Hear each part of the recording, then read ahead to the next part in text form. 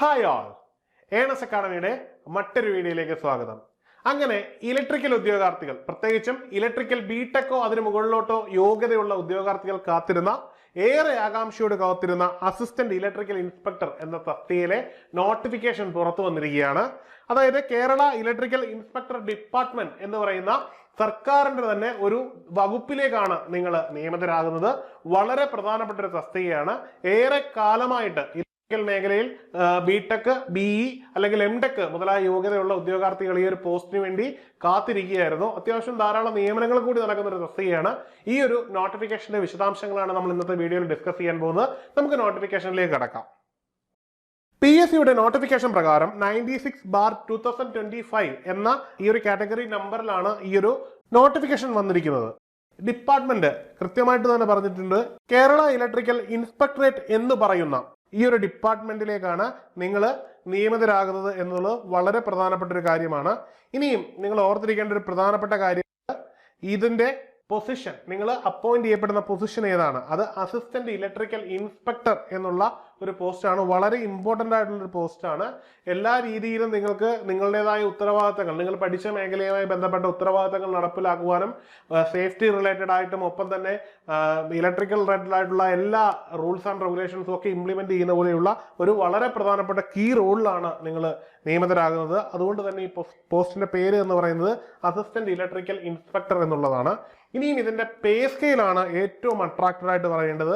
55,200 രൂപ മുതൽ ഏതാണ്ട് 1,10,300 രൂപ വരെയുള്ള ഉയർന്ന പേ സ്കെയിൽ കിട്ടുന്ന ഒരു തസ്തികയിലേക്കാണ് നിങ്ങൾ നിയമിതരാകുന്നതാണ്.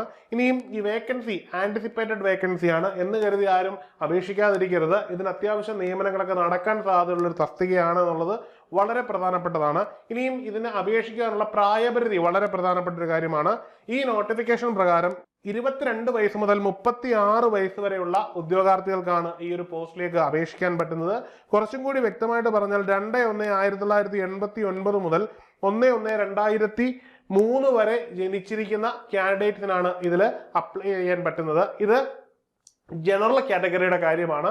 എന്നാൽ OBC, SC, ST മുതലായ വിഭാഗങ്ങൾക്കും വിമുക്ത ഭടന്മാർക്കും അവർക്ക് നൽകിയിരിക്കുന്ന ഇളവുകൾ ലഭിക്കുന്നതായിരിക്കും.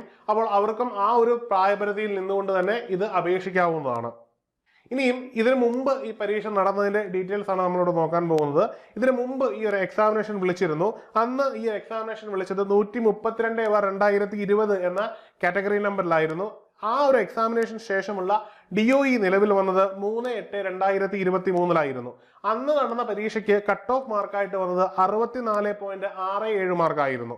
അന്ന് അഡ്വൈസ് പോയത് ഏതാണ്ട് 29 പേർക്ക് അഡ്വൈസ് പോവുകയും മെയിൻ ലിസ്റ്റിൽ 105 പേര് ഉൾപ്പെടുകയും ചെയ്തിരുന്നു എന്നുള്ളതാണ് ഏറ്റവും അവസാനമായിട്ട് നടന്ന ഈ ഒരു തസ്തികയുടെ പ്രത്യേകത.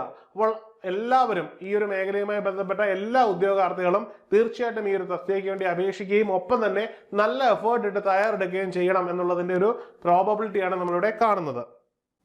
ഇനിയുള്ള നമ്മളുടെ പ്രധാനപ്പെട്ട ലക്ഷ്യം ഈ ഒരു എക്സാമിനേഷൻ ക്രാക്ക് ചെയ്യുക എന്നുള്ളതാണ്. കേരള സർവീസിൽ തന്നെ അത്യാവശ്യം നല്ല സാലറി ലഭിക്കുന്ന ഈ ഒരു പോസ്റ്റിലേക്ക് നിങ്ങളെ കൈപിടിച്ചുയർത്തുവാൻ ഏണസ്റ്റ് അക്കാഡമി തയ്യാറായിരിക്കുകയാണ്. കഴിഞ്ഞ 6 വർഷമായി നിരവധി റാങ്ക് ജേതാക്കളെ സൃഷ്ടിച്ചിരിക്കുന്ന ഏണസ്റ്റ് അക്കാഡമിക്ക്, പ്രത്യേകിച്ചും ടെക്നിക്കൽ മേഖലയിൽ ഉന്നത റാങ്ക് ജേതാക്കളെ സൃഷ്ടിച്ചിരിക്കുന്ന ഏണസ്റ്റ് അക്കാഡമിക്ക് നിങ്ങളെ ഈ ഒരു തസ്തികയിലേക്കും കൈപിടിച്ചുയർത്താൻ പറ്റുമെന്നുള്ള 100% ആത്മവിശ്വാസമുണ്ട്. അതിനായിട്ട് നമ്മുടെ ഇലക്ട്രിക്കൽ ഫാക്കൽറ്റീസ് എല്ലാം തയ്യാറായി കഴിഞ്ഞു. നമ്മുടെ കോഴ്സ് ഉടൻ തന്നെ സ്റ്റാർട്ട് ചെയ്യുന്നതാണ്. കോഴ്സിനെ പറ്റി അറിയുന്നതിനും കോഴ്സിന്റെ കൂടുതൽ ഡീറ്റെയിൽസ് അറിയുവാനും താഴെയുള്ള നമ്പറിൽ നിങ്ങൾക്ക് ബന്ധപ്പെടാവുന്നതാണ്. ഇനിയുള്ളത് നമ്മളെ സംബന്ധിച്ചിടത്തോളം പഠനം എന്നൊരു ലക്ഷ്യം മാത്രമാണ്. ഈ ഒരു പഠനം നേടിയെടുക്കുന്നതിനായി നമുക്ക് ഒരുമിച്ച് കൈകോർത്ത് മുമ്പോട്ട് പോകാം. ഈ ഒരു നോട്ടിഫിക്കേഷനുമായി ബന്ധപ്പെട്ട കൂടുതൽ വിവരങ്ങൾക്കും ഒപ്പം തന്നെ കോഴ്സിനെ പറ്റി കൂടുതൽ അറിയുന്നതിനും താഴെ നൽകിയിരിക്കുന്ന ഗൂഗിൾ ഫോം ഫില്ല് ചെയ്യാവുന്നതാണ്. അല്ലെന്നുണ്ടെങ്കിൽ താഴെ നൽകിയിരിക്കുന്ന നമ്പറിൽ ബന്ധപ്പെടാവുന്നതാണ്. മറ്റൊരു വീഡിയോയുമായി കാണാം. Good bye.